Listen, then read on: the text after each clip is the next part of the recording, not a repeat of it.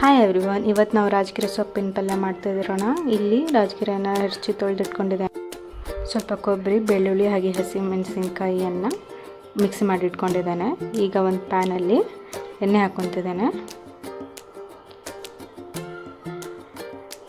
ಇದಕ್ಕೆ ಜೀರಿಗೆ ಹಾಕ್ಕೊತಿದ್ದೇನೆ. ಇದಕ್ಕೆ ಸಾಸಿವೆ ಹಾಕಲ್ಲ, ಜೀರಿಗೆ ಮಾತ್ರ.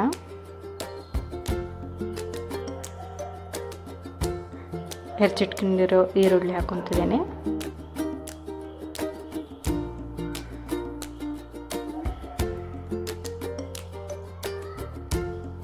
ರಾಜಗಿರಿ ಸೊಪ್ಪು ಹೆಲ್ತಿಗೆ ತುಂಬ ಒಳ್ಳೆಯದು.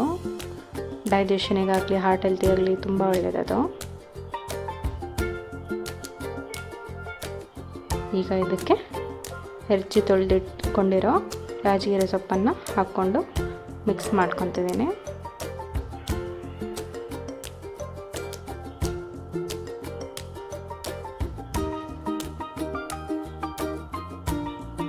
ಆಗಲೇ ಮಿಕ್ಸಿ ಮಾಡ್ಕೊಂಡಿರೋ ಕೊಬ್ಬರಿ, ಬೆಳ್ಳುಳ್ಳಿ, ಮೆಣಸಿನ್ಕಾಯಿ ಅದನ್ನು ಹಾಕ್ಕೊತಿದ್ದೇನೆ.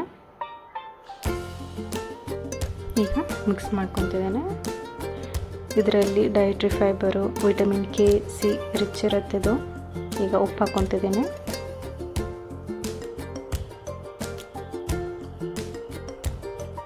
ಇದನ್ನು ಕೆಲವೊಂದು ಜಾಗದಲ್ಲಿ ದಂಟಿನ ಸೊಪ್ಪು ಅಂತ ಕೂಡ ಕರೀತಾರೆ. ಇದು ರೊಟ್ಟಿಗೆ ತುಂಬ ಚೆಂದ ಅನಿಸುತ್ತೆ, ಚಪಾತಿಗಿಂತನೂ. ಬಿಸಿ ರೊಟ್ಟಿ ಜೊತೆ ಒಳ್ಳೆ ಕಾಂಬಿನೇಷನು.